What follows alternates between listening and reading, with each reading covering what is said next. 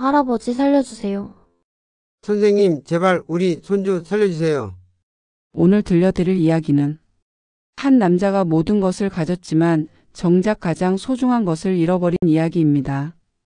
국내 3대 제약회사 회장 박준호. 그에게는 재산도 명예도 권력도 있었습니다. 하지만 5년 전 교통사고로 외동딸을 잃은 후 그의 삶은 멈춰버렸습니다. 그런데 어느 날 딸의 묘 앞에서 한 아이를 만나게 됩니다. 딸과 너무나 닮은 그 아이는 묘비를 끌어안고 울부짖고 있었습니다.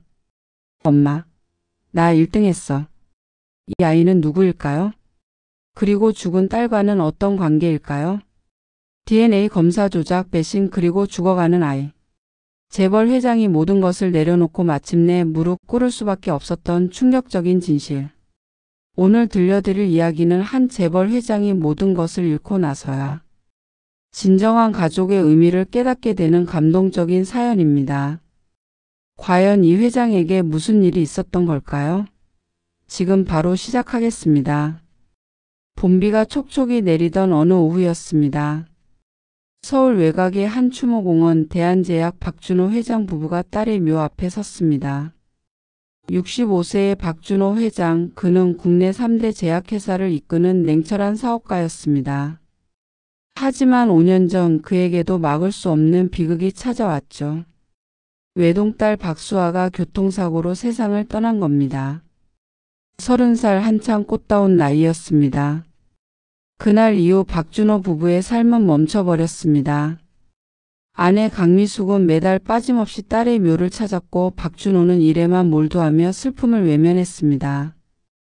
여보, 비가 오는데 우산이. 강미숙이 남편의 어깨에 우산을 기울이려는 순간이었습니다. 그녀의 손이 허공에서 멈췄습니다. 눈앞의 광경에 숨이 멎을 듯 놀란 거죠. 8살쯤 되어 보이는 남자아이 하나가 딸의 묘비를 끌어안고 있었습니다.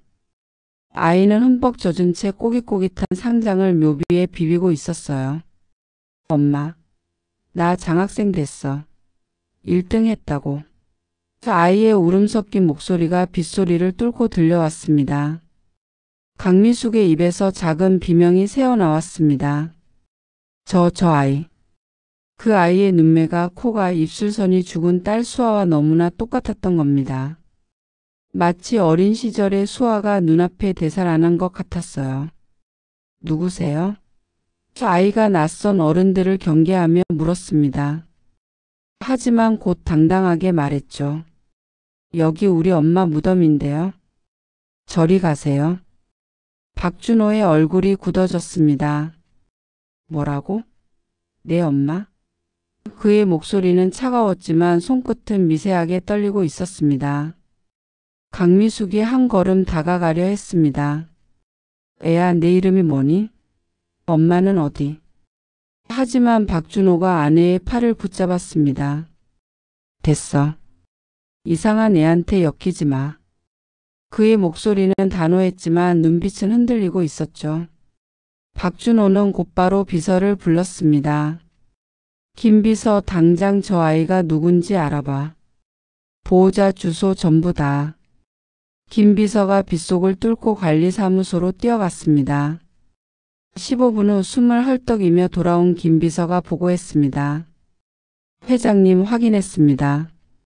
저 아이 이름은 박시우, 8살입니다. 보호자는 한지원이라는 여성으로 고인이신 박수아 양과 같은 대학 동기로 등록되어 있습니다. 뭐라고? 박준호의 눈이 커졌습니다. 수아 친구? 그럼 왜 우리 딸 무덤을? 그의 머릿속이 복잡하게 돌아가기 시작했습니다. 강미숙은 이미 눈물을 흘리고 있었습니다. 여보, 저 아이 혹시 우리 수아가 우리한테 숨기고. 하지만 차마 말을 잇지 못했죠. 말도 안 돼. 박준호가 손을 내저었습니다. 수아는 우리한테 모든 걸 말하는 애였어. 그런 큰일을 숨겼을 리 없어. 하지만 그의 목소리에는 확신이 없었습니다. 그날 밤 박준호는 서재에서 딸의 사진들을 꺼내봤습니다. 대학 졸업사진, 가족 여행사진, 그리고 마지막으로 찍은 생일사진.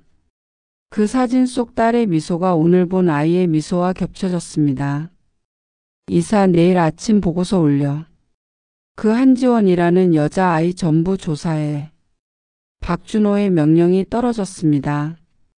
그의 목소리는 차갑게 가라앉아 있었지만 가슴속 어디선가는 이상한 기대감이 꿈틀거리고 있었습니다.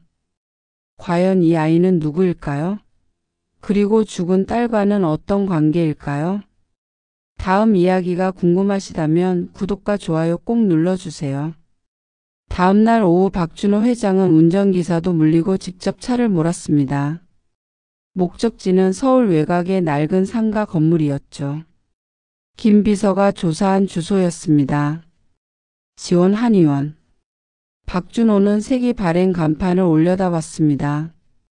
20년은 좋게 된 듯한 3층 건물, 1층에는 한의원, 2층에는 주거 공간이 있는 것 같았습니다. 그가 타던 최신형 벤츠가 이 낡은 골목에 서 있는 모습은 묘하게 어울리지 않았죠. 한의원 유리문을 통해 안을 들여다보니 어제 그 아이가 보였습니다. 박시우라고 했죠. 아이는 벽에 붙은 상장들을 엄마에게 자랑하고 있었어요. 엄마, 선생님이 나 칭찬하셨어. 아이의 맑은 웃음소리가 유리문 너머로 들렸습니다. 딸랑 마이너스 문을 열고 들어서자 허브향이 섞인 따뜻한 약재 냄새가 코끝을 자극했습니다. 30대 중반으로 보이는 여성이 환자를 배웅하고 있었어요. 한복 스타일의 단정한 한의사 가운을 입은 그녀가 바로 한지원이었습니다. 어서 오세요. 어디가 불편하세? 한지원의 말이 끊겼습니다. 최고급 수제 정장을 입은 박준호의 얼굴을 보는 순간 그녀의 표정이 굳어졌거든요. 박 회장님? 당신이 한지원 씨요? 박준호의 목소리는 차가웠습니다. 어제 우리 딸 무덤에서 뭘 한 겁니까? 한지원의 얼굴이 창백해졌습니다. 그게 저는 그녀의 시선이 안쪽에서 놀이를 하던 시우에게 향했습니다. 수아가 살아있을 때 친구였다고 들었소. 그런데 왜 우리 딸 무덤에 저 아이를 데려가는 거요? 설마. 박준호가 한 걸음 다가섰습니다. 돈이 목적이요? 아이까지 이용해서 우리 가족한테 접근하려는 거요? 뭐라고요? 한지원의 목소리가 떨렸습니다. 지금 저한테 사기꾼이라고 하시는 겁니까? 그럼 뭐요? 5년 동안 한 번도 연락 없다가 갑자기 나타나서는 아이를 내 딸 무덤에 데려가고. 박준호가 안주머니에서 두툼한 흰 봉투를 꺼냈습니다. 얼마면 됩니까? 얼마를 줘야 우리 가족 앞에 다시는 나타나지 않겠소? 탁. 봉투가 진료대 위에 던져졌습니다. 안에서 현금 다발이 비쳐 보였죠. 한지원의 얼굴이 모욕감으로 일그러졌습니다. 돈이요? 지금 저한테 돈을 주시겠다고요? 그녀의 목소리가 점점 커졌습니다. 전 돈 때문에 회장님을 찾아간 적 없어요. 그럼 대체 뭐요? 박준호도 소리를 높였습니다. 묘지관리소에 아이 이름까지 등록해놓고 매달 찾아가서 울게 만들고. 이게 돈 때문이 아니면 뭐요? 시우는요? 한지원의 눈에서 눈물이 흘러내렸습니다. 시우는 수아 언니의 아들이에요. 회장님의 손자라고요. 순간 시간이 멈춘 것 같았습니다. 박준호의 얼굴에서 핏기가 싹 가셨습니다. 뭐라고? 수아 언니는 임신 사실을 숨긴 채 저한테 시우를 맡겼어요. 사고 나기 한 달 전이었어요. 한지원이 떨리는 손으로 서랍을 열었습니다. 못 믿으시겠죠? 하지만 이걸 보세요. 낡은 사진첩이었습니다. 첫 장을 펼치자 임신한 여성의 사진이 나왔어요. 분명 박수아였습니다. 배가 불러 있는 모습이었죠. 이게 수아? 박준호의 손이 떨렸습니다. 수아 언니는 아이 아빠와 결혼하려고 했어요. 하지만 그분이 먼저 사고로. 한지원의 목소리가 잠겼습니다. 그래서 혼자 아이를 낳기로 결심했대요. 회장님께는 시기를 봐서 말하려고 했다고. 다음 장에는 갓난아기를 안고 있는 박수아의 모습이 있었습니다. 행복한 미소를 지은 딸의 얼굴, 그 얼굴을 박준호는 5년 동안 그리워했었죠. 그런데 출산 후 몸조리도 제대로 못한 상태로 병원에 다녀오시다가 교통사고를 한지원이 말을 잇지 못했습니다. 거짓말. 박준호가 사진첩을 밀쳐냈습니다. 철퍼덕 사진들이 바닥에 흩어졌습니다. 구석에서 놀던 시우가 깜짝 놀라 한지원 뒤로 숨었죠. 요즘 세상에 사진 하나 조작하는 게 어렵습니까? 편지도 필체 흉내 내면 그만이고. 박준호의 목소리는 분노로 떨렸습니다. 하지만 그건 분노보다는 두려움에 가까웠어요. 만약 이게 사실이라면 자신은 5년 동안 손자가 있다는 사실도 모른 채 살아온 거니까요. 이걸로 이따 버리시오. 다시는 우리 가족 근처에 얼씬도 하지 마시오. 박준호가 돌아서서 문을 향했습니다. 회장님. 한지원이 그를 불렀습니다. 시우는요, 시우는 매일 수아 언니 사진 보면서 엄마라고 불러요. 저는 그저 이모일 뿐이에요. 하지만 시우에게 진짜 가족이 있다는 걸 알려주고 싶었어요. 그것뿐이었어요. 박준호는 대답 없이 문을 열고 나갔습니다. 딸랑 마이너스 문종이 격렬하게 울렸죠. 하지만 그의 손은 차 핸들을 잡고도 시동을 걸지 못하고 있었습니다. 설마 정말 수아의 아이? 그날 밤 박준호는 회사 법무팀에 긴급 지시를 내렸습니다. DNA 검사 가장 확실한 기관을 통해 진행해 한치의 오차도 없이 3일 후 대한제약 회장실이었습니다. 70층 높이에서 내려다보는 서울 전경이 유리창 너머로 펼쳐져 있었죠. 하지만 박준호의 시선은 창밖이 아닌 책상 위 봉투에 고정되어 있었습니다. DNA 검사 결과 마이너스 대웹이라고 적힌 봉투였어요. 노크 소리가 들렸습니다. 회장님, 최민재 전무 들어갑니다. 50대 초반의 단정한 남성이 들어왔습니다. 최민재 전무. 박준호가 20년 넘게 신뢰해온 대한제약의 2인자였죠. 결과 나왔습니까? 박준호의 목소리가 떨렸습니다. 네, 회장님. 최민재가 서류 봉투를 책상 위에 올려놓았습니다. 국립과학수사연구원을 통해 진행했습니다. 가장 공신력 있는 기관이죠. 박준호는 떨리는 손으로 봉투를 뜯었습니다. 바스락거리는 종이 소리가 조용한 회장실에 크게 울렸습니다. 서류를 꺼내 읽기 시작하는 그의 눈동자가 점점 커졌습니다. 피검사자 어박준호와 피검사자 비박시우의 친자관계 검사 결과 불일치 99.9%. 불일치. 박준호가 중얼거렸습니다. 그 순간 그의 얼굴에 안도와 분노가 동시에 스쳐 지나갔습니다. 역시 그랬군. 박준호가 서류를 책상에 내려쳤습니다. 감히 우리 가족을 상대로 이런 사기극을 벌이다니. 회장님, 진정하십시오. 최민재가 차분하게 말했습니다. 이미 법무팀에 지시 내렸습니다. 사기죄, 명예훼손죄로 고소장 준비 중입니다. 당장 고소해. 박준호의 목소리가 회장실을 울렸습니다. 저런 사기꾼들은 철저히 응징해야 해. 바로 그때 회장실 문이 조심스럽게 열렸습니다. 강미숙이 들어왔어요. 여보, 결과가 어떻게? 그녀의 목소리는 기대와 두려움으로 떨리고 있었습니다. 박준호가 서류를 아내에게 내밀었습니다. 강미숙의 얼굴이 결과를 확인하자마자 창백해졌습니다. 불일치? 아니야. 그럴 리가 없어. 부인, 현실을 받아들이셔야 합니다. 최민재가 말했습니다. 저 여자는 고인이신 따님과의 우정을 악용한 사기꾼입니다. 하지만 저 아이가 수아랑 너무 닮았는데. 강미숙의 눈에서 눈물이 흘러내렸습니다. 정말 한 번만 더 확인해 볼 수는 없을까요? 지수야. 박준호가 소리쳤습니다. 과학적 증거가 나왔어. 더 이상 저런 사기꾼한테 마음 쓰지 마. 하지만 강미숙의 마음 한구석에는 여전히 의심이 남아 있었습니다. 정말 사기일까? 하지만 저 눈빛, 저 미소는. 그날 오후 최민재는 박준호가 퇴근한 후 자신의 사무실로 돌아왔습니다. 그리고 책상 서랍 깊숙한 곳에서 또 다른 봉투를 꺼냈어요. 진짜 DNA 검사 결과라고 적힌 봉투였습니다. 미안하군, 회장님. 최민재가 비릿하게 웃었습니다.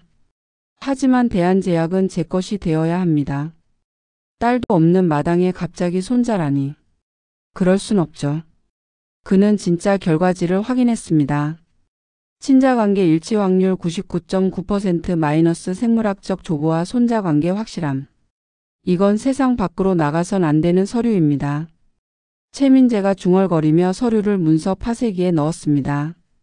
지지직 마이너스 기계 소리가 요란하게 울렸습니다. 한편 한의원에서는 한지원이 법원으로부터 고소장을 받았습니다. 사기죄, 명예훼손죄? 그녀의 손이 떨렸습니다. 시우야, 이모가 뭘 잘못한 걸까? 8살 시우는 이모가 우는 모습을 처음 봤습니다. 이모 왜 울어? 내가 잘못했어? 아이의 맑은 눈에도 눈물이 고였습니다. 아니야, 시우 잘못 아니야. 한지원이 아이를 꼭 안았습니다. 이모가 지켜줄게. 그날 밤 대한제약 법무팀 변호사들이 한의원으로 몰려왔습니다. 한지원 씨, 이건 집기차압 목록입니다. 그리고 법정 출두 통지서입니다. 안 돼요. 이건 제 한의원이에요. 환자들이 있다고요. 한지원이 소리쳤습니다. 법원 명령입니다. 차가운 목소리가 돌아왔습니다. 빨간 차압 딱지가 한의원 곳곳에 붙기 시작했습니다. 진료대에 약장에 한약 재료 보관함에 한지원이 10년 동안 읽어온 모든 것에 빨간 딱지가 붙어갔습니다. 시우가 구석에서 떨고 있었습니다. 이모, 무서워. 아이의 작은 목소리가 한의원 안에 울렸습니다. 바로 그 순간이었습니다. 시우의 코에서 붉은 피가 흘러나오기 시작했어요. 뚝뚝뚝. 바닥에 떨어지는 핏방울 소리가 들렸습니다. 시우야. 한지원의 비명이 터져 나왔습니다. 그리고 아이는 그대로 바닥으로 쓰러졌습니다. 119입니다. 무슨 일이십니까? 전화기 너머로 상담원의 목소리가 들렸습니다. 애가 코피를 흘리면서 쓰러졌어요. 빨리요. 한지원의 다급한 목소리가 한의원을 가득 채웠습니다. 그녀의 손은 시우의 코피를 막으려 하지만 피는 멈추지 않았습니다. 구급차가 도착하는 10분이 1시간처럼 길게 느껴졌습니다. 시우는 한지원의 품에 안긴 채 의식이 흐릿했어요. 이모, 왜 이래? 아이의 작은 목소리가 점점 작아졌습니다. 시우야, 정신 차려. 이모 목소리 들려? 한지원이 아이의 뺨을 가볍게 두드렸습니다. 하지만 시우의 눈은 점점 감기고 있었습니다. 삐용삐용 마이너스 구급차 사이렌 소리가 점점 가까워졌습니다. 응급구조사들이 들것을 가지고 뛰어들어왔습니다. 환자 상태가 어떻습니까? 코피가 멈추지 않아요. 갑자기 쓰러졌어요. 한지원의 목소리는 울음으로 떨렸습니다. 혈압 80에 50 맥박 약함 즉시 이송합니다. 응급구조사의 차분하지만 긴박한 목소리가 들렸습니다. 대학병원 응급실 차가운 형광등 불빛이 하얗게 내리쬐고 있었습니다. 소독약 냄새가 코를 찔렀고 어디선가 환자들의 신음소리가 들려왔습니다. 30분 후 흰 가운을 입은 의사가 나왔습니다. 그의 표정이 심각했어요. 보호자 되십니까? 네, 저예요. 한지원이 떨리는 목소리로 대답했습니다. 일단 진정하시고 앉으세요. 의사가 한지원을 의자에 앉혔습니다. 환자분 혈액 검사 결과가 나왔습니다. 급성 재생불량성 빈혈입니다. 재생불량성 빈혈? 한지원의 얼굴이 새하얗게 질렸습니다. 한의사인 그녀도 그 병이 얼마나 위험한지 알고 있었거든요. 쉽게 말씀드리면 골수에서 피를 만들지 못하고 있습니다. 백혈구, 적혈구, 혈소판 모두 정상 수치의 30%도 안 됩니다. 의사의 목소리는 조심스러웠지만 그 내용은 무거웠습니다.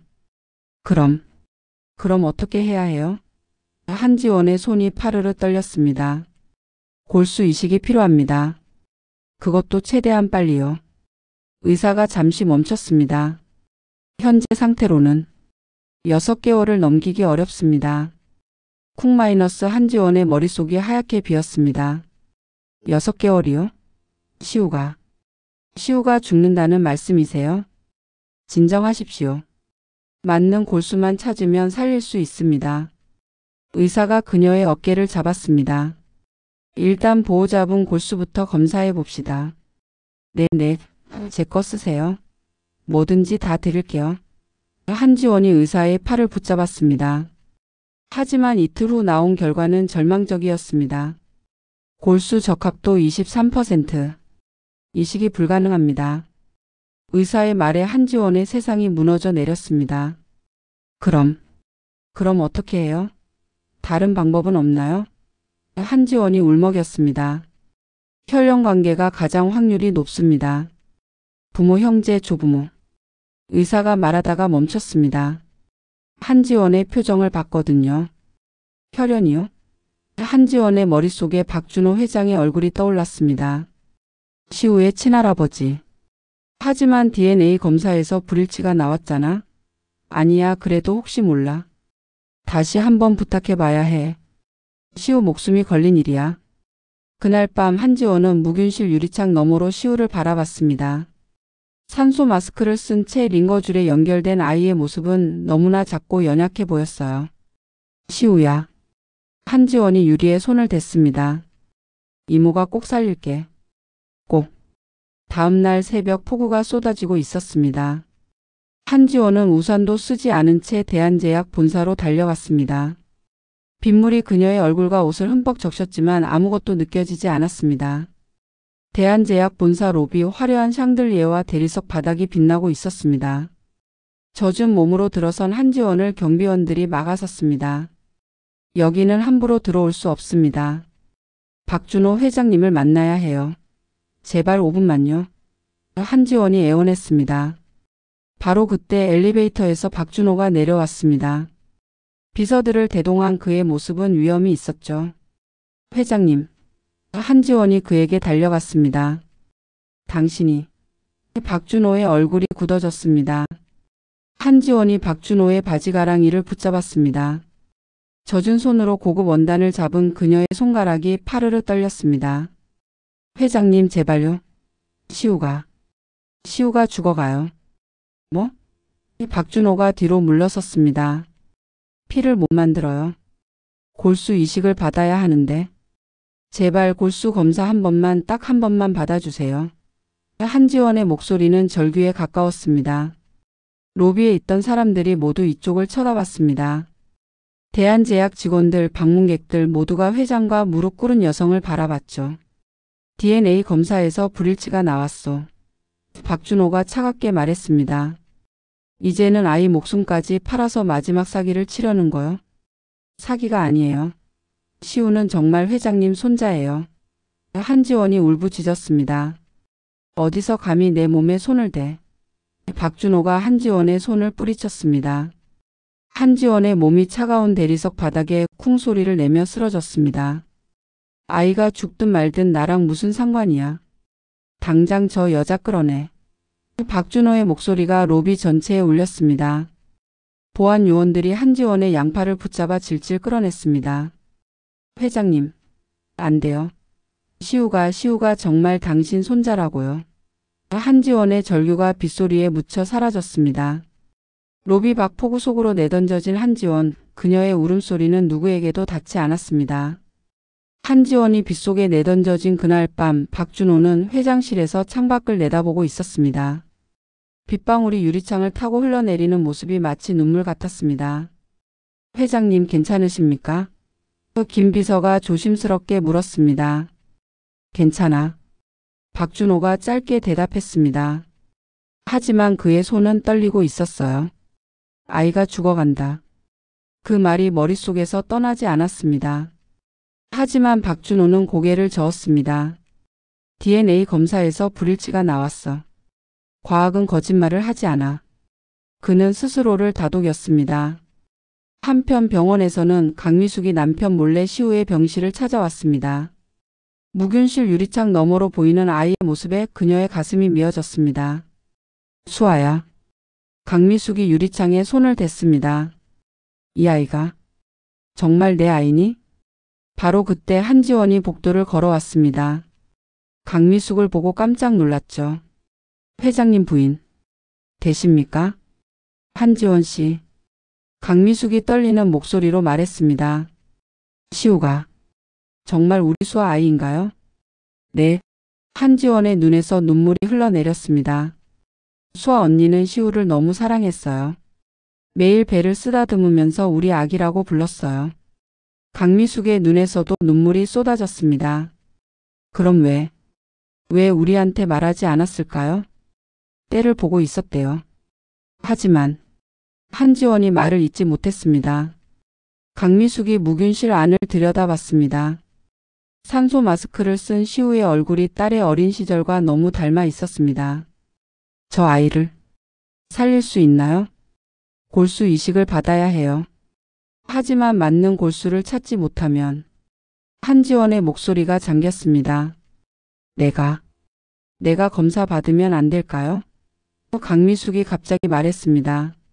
네? 한지원이 놀라 강미숙을 쳐다봤습니다. 만약 저 아이가 정말 우리 손자라면 내 골수가 맞을 수도 있잖아요. 강미숙의 눈빛이 간절했습니다. 제발 검사 받게 해주세요. 하지만 그 순간 복도 저 끝에서 박준호가 나타났습니다. 그도 아내 몰래 병원에 왔던 겁니다. 정말 아이가 위독한지 확인하려고. 그런데 박준호가 목격한 건 한지원과 웬 중년 남성이 복도에서 무언가를 주고받는 장면이었습니다. 그 남성은 이정훈 박수아의 옛 남자친구였죠. 이게 수아가 남긴 거예요? 한지원이 USB를 받으며 물었습니다. 네, 꼭 필요할 때 쓰라고 했어요.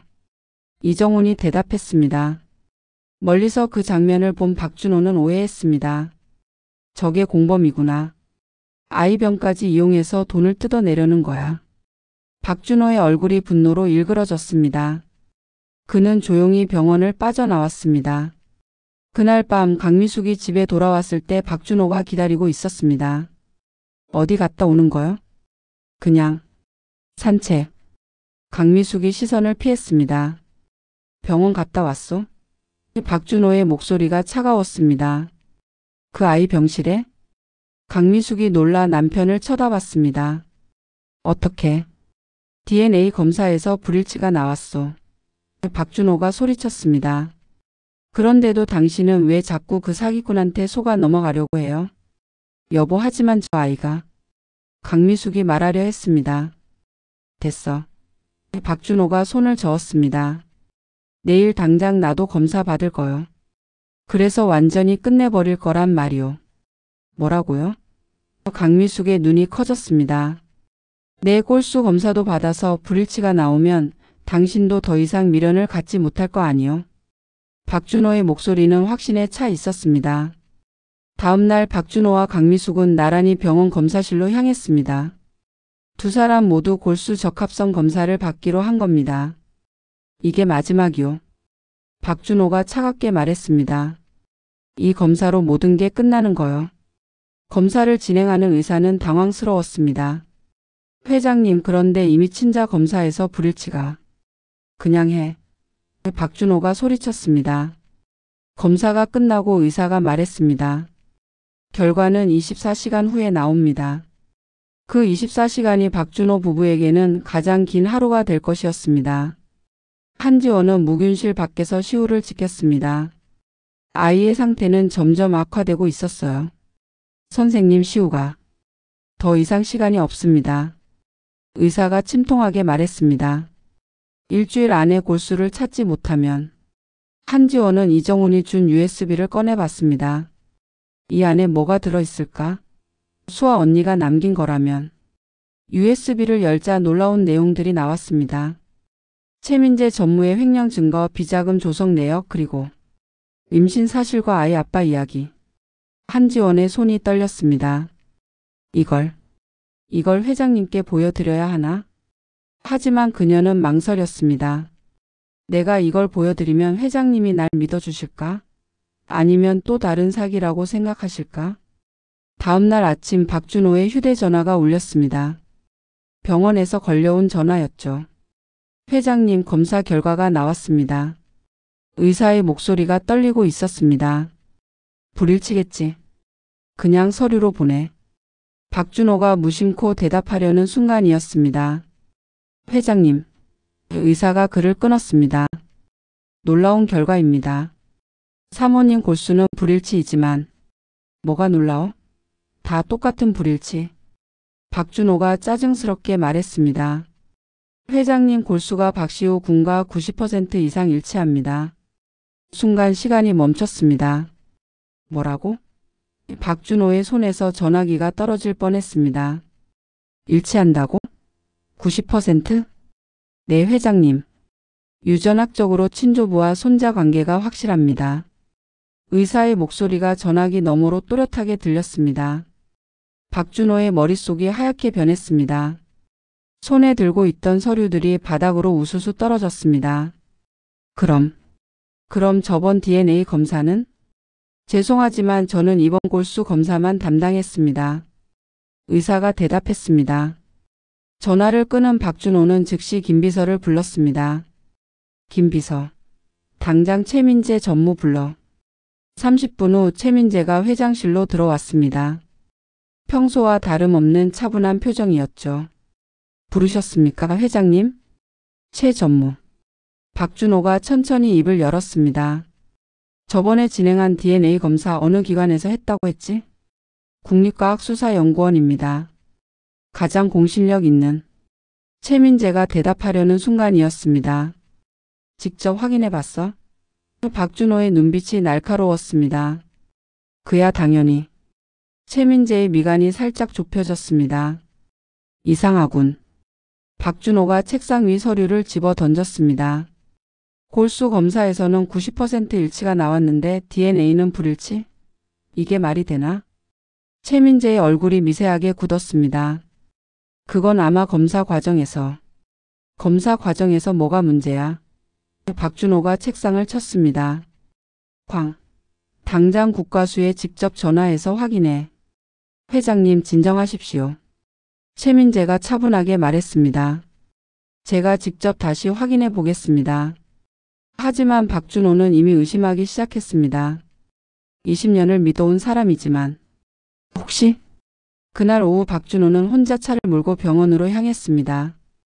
복도에서 한지원을 찾았죠. 그녀는 무균실 유리창 너머를 하염없이 바라보고 있었습니다. 한지원 씨. 박준호가 그녀를 불렀습니다. 한지원이 놀라 돌아봤습니다. 회장님. 왜 여기? 골수 검사 결과가 나왔소. 박준호의 목소리가 떨렸습니다. 일치한다고. 90%라고. 한지원의 눈이 커졌습니다. 정말요? 그럼. 하지만 이해가 안 가오. 박준호가 그녀를 똑바로 쳐다봤습니다. 저번 DNA 검사는 불일치였는데 골수는 일치? 뭔가 잘못된 거 아니요? 회장님. 한지원이 갑자기 가방에서 USB를 꺼냈습니다. 이거 좀 보세요. 수아 언니가 남긴 겁니다. 박준호가 USB를 받아들었습니다. 이게 뭐요? 저도 어제 받았어요. 수아 언니 옛 남자친구분이 전해주셨어요. 한지원이 설명했습니다. 수아 언니가 죽기 전에 맡긴 거래요. 수아가? 박준호의 손이 떨렸습니다. 병원 1층 비즈니스 센터에서 박준호는 USB를 열었습니다. 그리고 그 안에 파일들을 보는 순간 그의 얼굴이 창백해졌습니다. 최민재 전무 비자금 조성 내역, 횡령 증거 자료, 변조된 회계 장부, 그리고 마지막 파일 아빠에게. TXT. 박준호의 손이 떨리며 파일을 클릭했습니다. 아빠 이 파일을 보고 계신다면 제게 무슨 일이 생긴 거겠죠. 아빠 저 임신했어요. 그것도 6개월이나 됐어요. 놀라셨죠? 아기 아빠는 이정훈 선배예요. 의사 선생님이에요. 착하고 좋은 사람이에요. 하지만 정훈 선배가 교통사고로 먼저 떠났어요. 그래서 혼자 아이를 낳기로 했어요. 아빠한테 말씀드리려고 했는데 타이밍을 잡지 못했어요. 아빠가 실망하실까봐 두려웠어요. 그리고 아빠 조심하세요. 최민재 전무님 그 사람 믿으면 안 돼요. 제가 몰래 조사했어요. 그 사람이 회사 돈을 빼돌리고 있어요. 증거는 이 USB에 다 있어요. 아빠 제가 만약 아이를 낳고 무사하다면 직접 말씀드릴게요. 하지만 만약 이 파일을 보고 계신다면 제 아이 좀 부탁드려요. 사랑해요 아빠. 박준호의 눈에서 뜨거운 눈물이 흘러내렸습니다. 수아야. 수아야. 그의 어깨가 격렬하게 흔들렸습니다. 순간 모든 퍼즐이 맞춰졌습니다. 최민재가 DNA 검사를 조작했구나. 손자가 나타나면 자신의 자리가 위태로워지니까. 박준호는 즉시 일어나 병원을 빠져나왔습니다. 대한제약 본사로 향하는 그의 얼굴은 분노로 일그러져 있었습니다. 회장실에 도착한 박준호는 긴급 임원회의를 소집했습니다. 전 임원 당장 회의실로 모여. 30분 후 회의실에 임원들이 모였습니다. 최민재도 태연하게 자리에 앉았죠. 최민재 전무. 박준호가 그를 똑바로 쳐다봤습니다. 20년간 나를 속였군. 회장님 무슨. 최민재가 당황한 표정을 지었습니다. 이걸 봐. 박준호가 USB를 회의 테이블 위로 던졌습니다. 작은 USB가 굴러가 최민재 앞에서 멈췄습니다. 이게 뭡니까? 최민재가 물었습니다. 내 딸 수아가 남긴 거야. 내 놈이 저지른 횡령, 비자금 조성 전부 다 들어있어. 박준호의 목소리가 회의실을 가득 채웠습니다. 최민재의 얼굴이 새하얗게 변했습니다. 그리고 이건 뭐지? 박준호가 또 다른 서류를 던졌습니다. DNA 검사 조작 시인서. 검사기관에 직접 확인했어. 회의실에 다른 임원들이 술렁거렸습니다. 내 손자가 죽어가는데 감히 내 놈이 검사 결과를 바꿔치기 해? 박준호가 책상을 내리쳤습니다. 도대체 왜? 최민재는 더 이상 숨길 수 없다는 걸 깨달았습니다. 그의 얼굴에 비릿한 웃음이 번졌죠. 왜냐고요? 최민재가 웃으며 말했습니다. 회장님 따님도 마음에 안 들었지만 어디서 굴러먹던지 모를 놈의 자식이 후계자가 된다. 그 꼴은 못 봅니다. 이 자식이. 박준호가 최민재에게 달려들려 했습니다. 대한제약은 제 것이었어야 합니다. 20년을 충성했는데 갑자기 나타난 손자가 모든 걸 가져간다고요? 최민재가 소리쳤습니다. 당장 끌어내. 박준호가 보안 요원들을 불렀습니다. 최민재는 2명의 보안 요원에게 붙잡혔습니다. 회장님도 깨끗하지 않아요. 언젠가 후회할 겁니다. 그가 끌려나가며 소리쳤습니다. 회의실 문이 쾅 닫혔습니다. 박준호는 그 자리에 주저앉았습니다. 내가 손자를 버렸구나. 죽어가는 손자를. 이제 그가 해야 할 일은 하나였습니다. 박준호는 회의를 마치자마자 차를 몰고 병원으로 달려갔습니다. 엑셀러레이터를 밟는 그의 발이 떨리고 있었어요. 제발 늦지 않았기를. 병원에 도착한 박준호는 복도를 뛰어갔습니다. 65세의 나이가 무색하게 그는 숨을 헐떡이며 무균실 앞에 도착했습니다. 한지원이 유리창 너머를 바라보며 서 있었습니다. 그녀의 어깨는 지친 듯 축 처져 있었고 머리카락은 며칠 동안 제대로 감지 못한 듯 흐트러져 있었어요. 한지원 씨. 박준호가 그녀를 불렀습니다. 한지원이 돌아봤습니다. 그녀의 눈은 붓도록 울어서 빨갛게 충혈되어 있었습니다. 회장님. 미안하오. 박준호의 목소리가 떨렸습니다. 내가 큰 잘못을 저질렀소. 순간 박준호의 다리가 꺾였습니다. 그는 병원 복도 차가운 바닥에 무릎을 꿇었습니다. 평생 누구에게도 고개 숙여본 적 없는 대한제약 회장이 무릎을 꿇은 겁니다. 회장님, 지금 뭐 하시는? 한지원이 깜짝 놀라 그를 일으키려 했습니다. 제발. 박준호의 눈에서 눈물이 흘렀습니다. 제발 용서해 주시오. 내 손자를 살릴 수 있게 해주시오. 한지원도 눈물을 흘렸습니다. 회장님 일어나세요. 제발. 내가 모든 걸 잘못 판단했소. 최민재 그 자식이 검사 결과를 조작했소. 박준호가 떨리는 목소리로 말했습니다. 수아가 남긴 USB를 봤소. 내 딸이 얼마나 시우를 사랑했는지 알게 됐소. 한지원이 박준호의 어깨를 잡았습니다. 회장님 이제 됐어요. 우리 시우를 살릴 수 있다는 게 중요해요. 당장 이식 수술 준비하겠소. 박준호가 일어나 의사를 찾았습니다. 하지만 의사의 대답은 심각했습니다. 회장님 환자 상태가 너무 악화됐습니다. 지금 당장 수술하지 않으면 얼마나 남았습니까? 박준호가 물었습니다. 48시간. 의사가 조심스럽게 대답했습니다. 48시간 안에 이식하지 못하면 환자가 수술을 견디지 못할 겁니다. 박준호의 얼굴이 창백해졌습니다. 당장 준비하시오. 내가 기증할 것이오. 회장님, 하지만 회장님 연세가. 의사가 걱정스럽게 말했습니다. 상관없소. 내 손자 살리는데 내 목숨쯤이야. 박준호가 소리쳤습니다. 6시간 후 수술 준비가 완료되었습니다.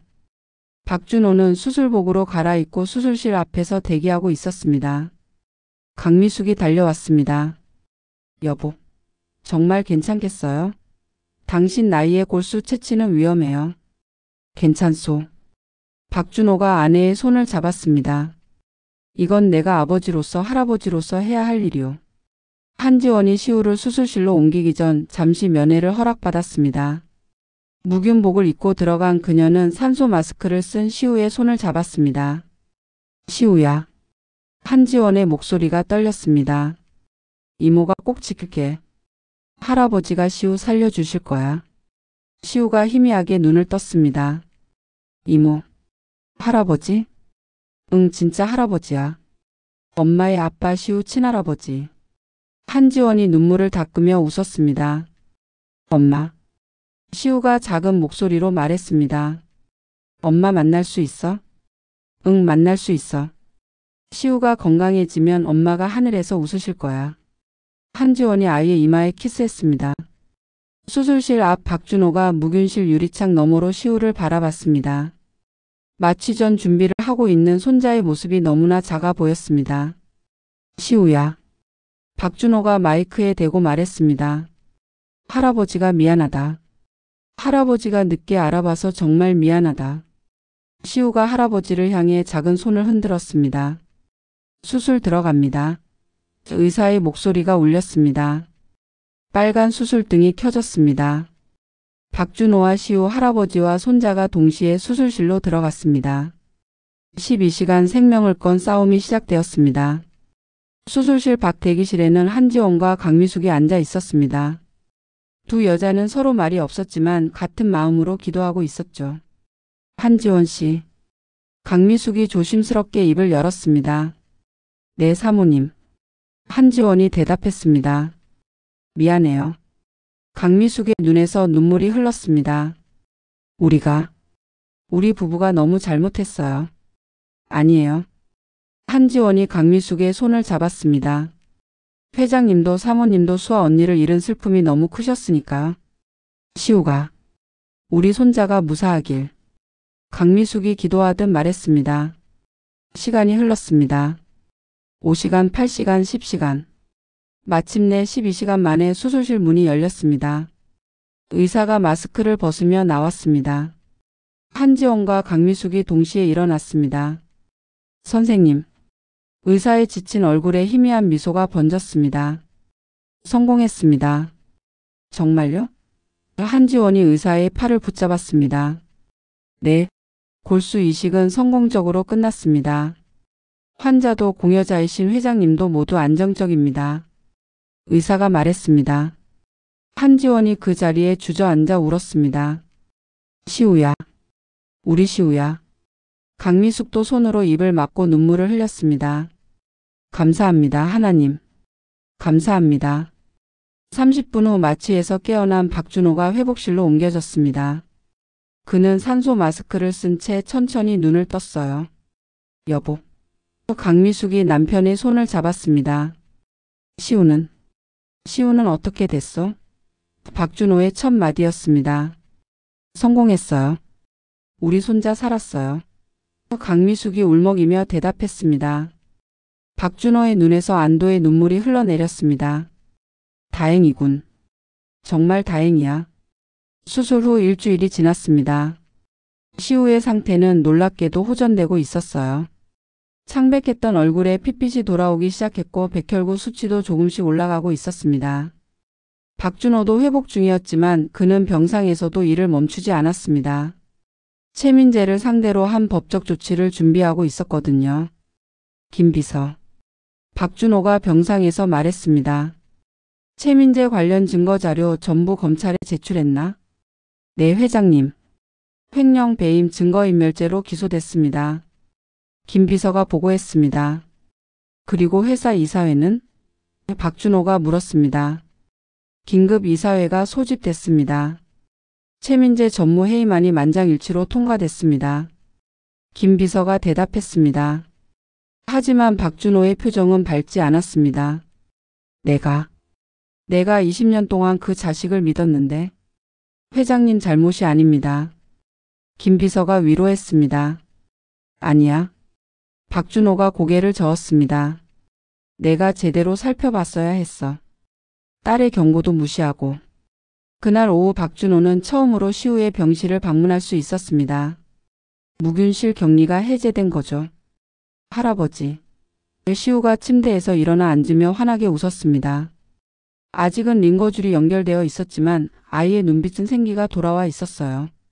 시우야. 박준호가 손자를 꼭 안았습니다. 많이 아팠지?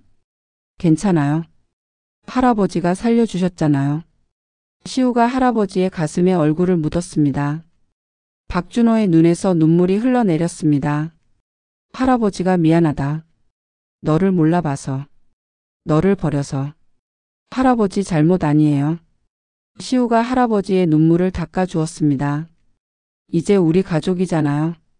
그 모습을 문 밖에서 지켜보던 한지원과 강미숙도 눈물을 흘렸습니다. 며칠 후 박준호는 대한제약 본사로 복귀했습니다. 하지만 그가 마주한 건 예상치 못한 위기였습니다. 회장님, 비서실장이 급하게 들어왔습니다. 큰일 났습니다. 무슨 일인가? 박준호가 물었습니다. 최민재 전무가 구속되기 전에 언론에 폭로를 했습니다. 비서실장이 태블릿을 내밀었습니다. 뉴스 속보가 떠 있었습니다. 대한제약 박준호 회장 비리 은폐 의혹. 뭐라고?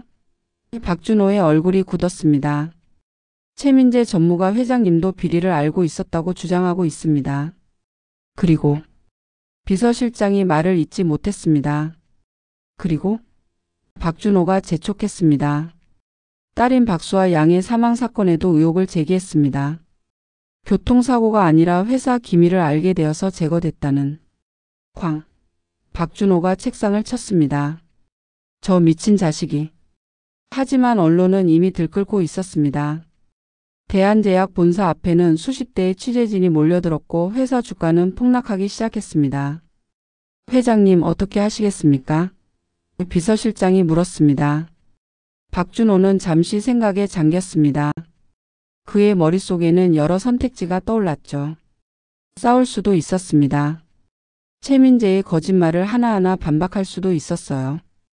하지만 기자회견을 준비하게. 박준호가 천천히 말했습니다. 네? 회장님 지금 기자회견은 위험합니다. 비서실장이 말렸습니다. 괜찮아. 박준호가 창밖을 바라봤습니다. 더 이상 숨기고 싶지 않아. 모든 걸 밝히겠네. 다음 날 아침 대한제약 본사 대회실에는 200명이 넘는 기자들이 모였습니다. 카메라 플래시가 터지는 가운데 박준호가 단상에 올랐습니다. 국민 여러분께 사과드립니다. 박준호가 깊이 고개를 숙였습니다. 기자들이 일제히 셔터를 눌렀습니다. 찰칵찰칵 마이너스. 저는 20년 동안 최민재라는 사람을 신뢰했습니다. 그 신뢰가 잘못된 것이었습니다. 박준호의 목소리가 울렸습니다. 회장님, 딸 박수와 양의 사망 사건에 대해 해명해 주십시오. 한 기자가 소리쳤습니다. 제 딸 수아는 교통사고로 세상을 떠났습니다. 그건 명백한 사실입니다. 박준호가 대답했습니다. 하지만 제가 미처 몰랐던 것은 딸이 회사의 비리를 알고 있었고 저에게 경고하려 했다는 사실입니다. 기자들이 술렁거렸습니다. 회장님도 비리를 알고 계셨습니까? 다른 기자가 물었습니다. 몰랐습니다. 박준호가 고개를 저었습니다.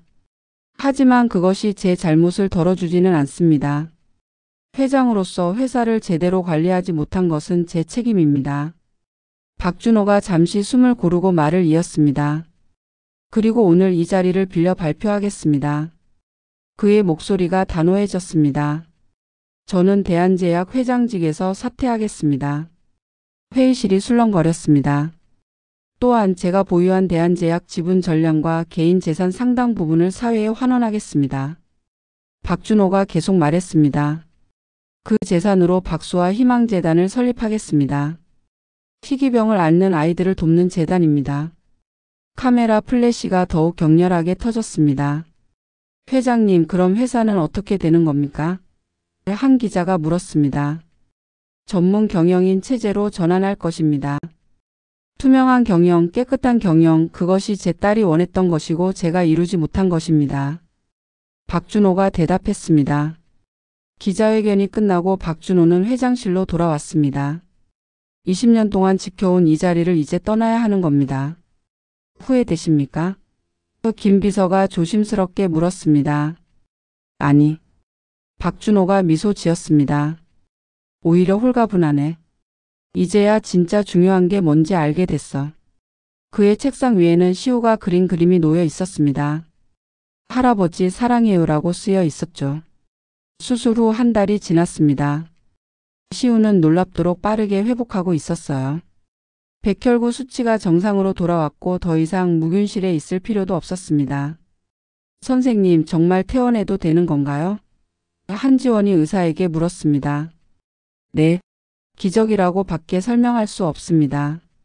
의사가 미소 지었습니다. 골수 이식 후 이렇게 빨리 회복한 케이스는 처음 봅니다. 환자 의지가 강했던 것 같아요. 선생님, 감사합니다. 한지원이 깊이 고개 숙였습니다. 퇴원하는 날 시우는 휠체어에 앉아 병원 로비로 내려왔습니다. 아직 걷기는 힘들었지만 아이의 얼굴에는 생기가 가득했어요. 시우야. 박준호와 강미숙이 로비에서 기다리고 있었습니다. 할아버지, 할머니. 시우가 환하게 웃었습니다. 박준호가 손자를 안아 올렸습니다. 이제 집에 가자. 우리 집으로.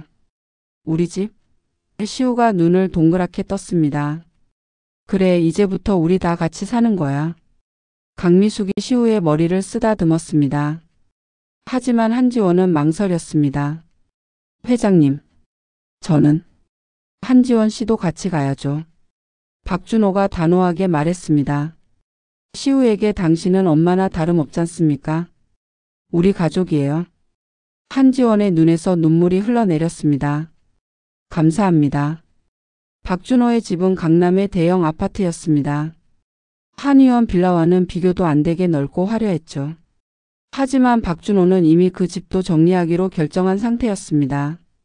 이 집도 팔 겁니다. 박준호가 말했습니다. 너무 크고 쓸데없이 화려해요. 우리 가족에게 필요한 건 이런 게 아니니까요. 여보? 강미숙이 놀라 남편을 쳐다봤습니다. 수아 재단에 기부할 거요. 그리고 우리는 박준호가 시우를 바라봤습니다. 우리는 평범한 집에서 평범하게 살 거요. 할아버지. 시우가 할아버지의 손을 꼭 잡았습니다. 그날 밤 박준호는 딸 수아의 방을 열었습니다. 5년 동안 그대로 보존되어 있던 방이었죠.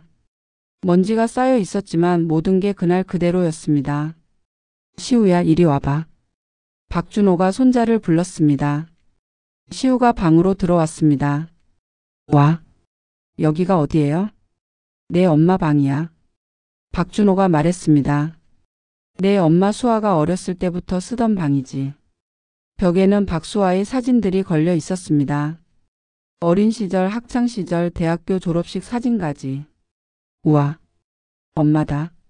시우가 사진을 보며 환하게 웃었습니다. 박준호가 서랍에서 낡은 앨범을 꺼냈습니다. 이거 봐. 내 엄마 어렸을 때 모습이야. 앨범을 펼치자 5살쯤 된 수아가 아빠 박준호에게 안겨서 웃고 있는 사진이 나왔습니다. 할아버지도 웃고 계세요. 시우가 신기해했습니다. 그때는 내가 웃을 줄 알았지. 박준호가 쓸쓸히 웃었습니다. 수아를 잃고 나서는 웃는 법을 잊어버렸어. 할아버지. 시우가 할아버지를 올려다봤습니다. 하지만 이제는 다시 웃을 수 있을 것 같아. 박준호가 손자의 머리를 쓰다듬었습니다. 내가 있으니까. 며칠 후 박준호는 박수아 희망재단 설립 준비에 들어갔습니다. 대한제약 지분, 부동산 그리고 개인 재산 대부분을 재단에 출연했죠. 회장님 정말 이렇게 하시는 겁니까? 변호사가 걱정스럽게 물었습니다. 이러면 회장님께 남는 건 거의 없습니다. 괜찮아요. 박준호가 미소 지었습니다. 내게 필요한 건 다 있어요. 가족이 있으니까. 재단 사무실은 강남이 아닌 한지원의 한의원 근처에 마련했습니다. 작지만 따뜻한 공간이었죠. 제가 재단 이사장을 맡겠습니다. 박준호가 선언했습니다. 평생 이 일에 헌신하겠습니다. 아버님. 한지원이 감동받아 눈물을 흘렸습니다. 어느새 그녀는 박준호를 아버님이라고 부르고 있었습니다. 한지원 씨도 재단 이사로 함께 해주시겠습니까? 박준호가 물었습니다. 한의사로서 아이들 건강을 돌봐주시면 좋겠습니다. 네, 기꺼이 하겠습니다. 한지원이 대답했습니다. 시우의 완쾌를 축하하는 작은 파티가 열렸습니다. 하지만 장소는 호텔이 아닌 한지원의 한의원이었죠. 건배. 모두가 주스잔을 부딪혔습니다. 시우가 케이크 촛불을 불었습니다. 할아버지, 할머니, 이모 모두 사랑해요. 우리도 사랑한다, 시우야. 박준호가 손자를 안았습니다. 그때 시우가 갑자기 물었습니다. 할아버지, 나 학교 갈 수 있어요? 당연하지. 박준호가 웃었습니다. 다음 주부터 학교 가는 거야. 와. 시우가 기뻐 뛰어올랐습니다. 그리고 말이야. 박준호가 강미숙을 쳐다봤습니다. 할머니가 시우 등하교 시켜주신대. 네? 강미숙이 깜짝 놀랐습니다. 할머니도 이제 할 일이 생긴 거지. 박준호가 웃었습니다. 시우가 할머니에게 달려가 안겼습니다. 할머니 최고. 그날 밤 박준호는 딸의 영정 사진 앞에 섰습니다. 수아야. 박준호가 사진을 쓰다듬었습니다. 아빠가 늦었지? 너무 늦게 알아챘어. 사진 속 수아는 환하게 웃고 있었습니다. 하지만 이제 알았어. 내가 남긴 선물이 얼마나 소중한지. 박준호의 눈에서 눈물이 흘렀습니다. 시우 잘 키울게. 아빠가 너한테 못해준 것들 시우한테는 다 해줄게. 박준호는 사진 옆에 시우가 그린 그림을 놓았습니다. 엄마, 수아와 할아버지, 할머니 그리고 시우가 손잡고 웃고 있는 그림이었죠. 편히 쉬어 내 딸. 박준호가 속삭였습니다. 1년 후 계절이 바뀌어 다시 봄이 찾아왔습니다. 박수아 희망재단 사무실에서 박준호는 서류를 검토하고 있었습니다. 회장실이 아닌 작은 책상이었지만 그의 얼굴은 어느 때보다 평화로워 보였어요. 이사장님, 이번 달 지원 대상 아이들 명단입니다. 직원이 서류를 내밀었습니다. 총 15명이군. 박준호가 서류를 확인했습니다. 전부 골수 이식이나 장기 이식이 필요한 아이들인가? 네, 그리고 가정 형편이 어려워 치료를 못 받고 있는 경우입니다. 직원이 대답했습니다. 좋아. 전원 지원 승인하게. 박준호가 서명했습니다. 이사장님. 직원이 감동받아 말했습니다. 이사장님 덕분에 정말 많은 아이들이 살아나고 있습니다. 아니야. 박준호가 고개를 저었습니다. 이건 다 내 딸 수아가 시작한 일이야. 나는 그저 잊고 있을 뿐이지. 점심시간 박준호는 근처 초등학교로 향했습니다. 시우가 다니는 학교였죠. 할아버지. 시우가 교문에서 뛰어나왔습니다. 이제는 건강하게 뛰어다닐 수 있었어요. 오늘도 공부 열심히 했니? 박준호가 손자의 가방을 들어주었습니다. 네, 그리고요 선생님이 칭찬하셨어요. 시우가 자랑스럽게 말했습니다. 그래?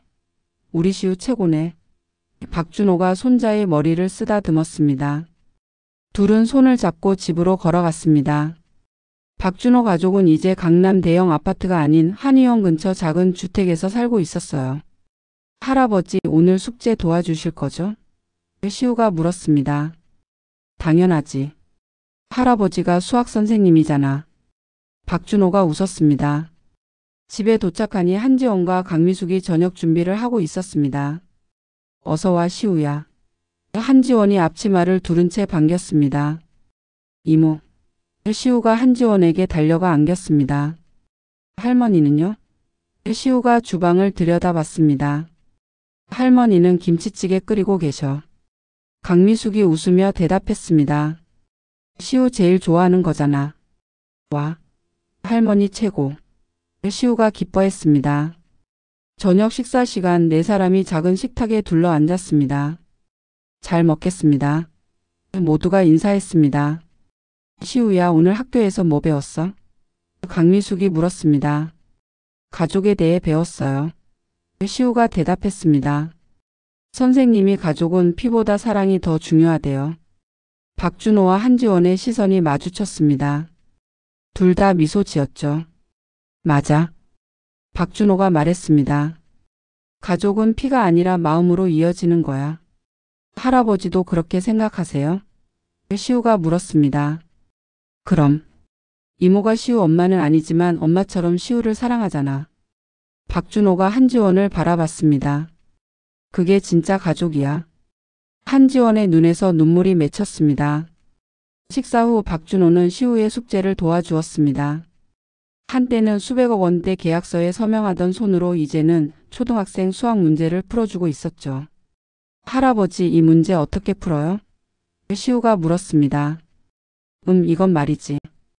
박준호가 천천히 설명했습니다. 와, 할아버지 진짜 똑똑하세요. 시우가 감탄했습니다. 할아버지도 옛날에는 학생이었으니까. 박준호가 웃었습니다. 잠들기 전 시우는 침대 옆 사진들을 정리했습니다. 엄마 수아의 사진, 그리고 가족들과 함께 찍은 사진들이 나란히 놓여 있었어요. 엄마 잘 자요. 시우가 수아의 사진에 키스했습니다. 할아버지, 할머니, 이모도 잘 자요. 박준호가 시우를 이불로 덮어주었습니다. 잘 자, 우리 시우. 할아버지. 시우가 잠들기 전에 물었습니다. 할아버지 행복하세요? 박준호가 놀라 손자를 쳐다봤습니다. 왜 갑자기? 할아버지가 회사도 그만두시고 큰 집도 팔고. 저 때문에 손해보신 거 아니에요? 시우의 눈이 촉촉해졌습니다. 시우야. 박준호가 손자의 손을 꼭 잡았습니다. 할아버지는 지금이 제일 행복해. 왜냐면 너희가 있으니까. 정말요? 시우가 물었습니다. 진짜야. 할아버지는 회사도 잃고 돈도 잃고 명예도 잃었지만 박준호가 미소 지었습니다. 가장 소중한 걸 얻었어. 바로 너희 가족을. 시우가 할아버지를 꼭 안았습니다. 저도 할아버지 사랑해요. 박준호의 눈에서 눈물이 흘러내렸습니다. 하지만 이번 눈물은 슬픔이 아닌 행복의 눈물이었습니다. 그날 밤 박준호는 거실에서 혼자 창밖을 바라봤습니다. 별이 총총히 빛나는 밤하늘이었죠. 강미숙이 남편 옆에 앉았습니다. 여보, 후회 안 해요? 뭘? 박준호가 물었습니다. 회사 재산 명예. 다 내려놓은 거요. 강미숙이 말했습니다. 박준호가 아내의 손을 잡았습니다. 하나도 안 후회해. 오히려 이제야 진짜 사는 것 같아. 나도 그래요. 강미숙이 남편의 어깨에 기댔습니다. 시우가 온 이후로 우리 집에 웃음소리가 끊이지 않잖아요. 수아가 마지막 선물을 남기고 간 거야. 박준호가 하늘을 올려다봤습니다. 우리 딸이 이렇게 큰 선물을. 그때 시우가 잠결에 나왔습니다. 할아버지, 할머니. 시우야, 왜 안 자고? 강미숙이 손자를 안았습니다. 목 말라서요. 시우가 눈을 비볐습니다. 박준호가 물을 따라 주었습니다. 자, 여기. 시우가 물을 마시고 다시 방으로 들어가려다가 돌아봤습니다. 할아버지, 할머니 사랑해요. 우리도 사랑한다, 시우야. 박준호와 강미숙이 동시에 대답했습니다. 시우가 방으로 돌아가고 박준호는 다시 창밖을 바라봤습니다. 여보. 강미숙이 남편을 불렀습니다. 왜? 박준호가 물었습니다. 고마워요. 강미숙이 눈물을 흘렸습니다. 제대로 된 가족을 만들어줘서. 박준호가 아내를 안았습니다. 나도 고마워. 끝까지 내 옆에 있어줘서. 멀리서 시우의 고른 숨소리가 들려왔습니다. 평화로운 밤이었습니다. 박준호는 깨달았습니다. 진정한 성공은 재산도 명예도 아니었다는 것을. 사랑하는 사람들과 함께 웃으며 사는 것, 그것이 진짜 행복이라는 것을. 그리고 비록 늦었지만 그는 이제야 그 행복을 손에 넣었습니다. 에필로그. 여러분, 박준호 회장과 시우의 이야기는 여기서 마무리됩니다. 때로는 모든 것을 잃어야 진짜 소중한 것을 깨닫게 됩니다. 박준호는 회사도 재산도 명예도 잃었지만 가장 중요한 것을 얻었습니다. 바로 가족의 사랑이었죠. 돈으로 살 수 없는 것들이 세상에는 너무나 많습니다. 그리고 그것들이야말로 진정 우리를 행복하게 만드는 것들입니다. 오늘도 여러분 곁에 있는 소중한 사람들을 꼭 안아주세요. 그들이 바로 여러분의 진짜 재산입니다. 구독과 좋아요, 알림 설정으로 저희와 계속 함께 해주시면 감사하겠습니다. 다음 이야기에서 또 만나요. 여러분 건강하시고 행복하세요.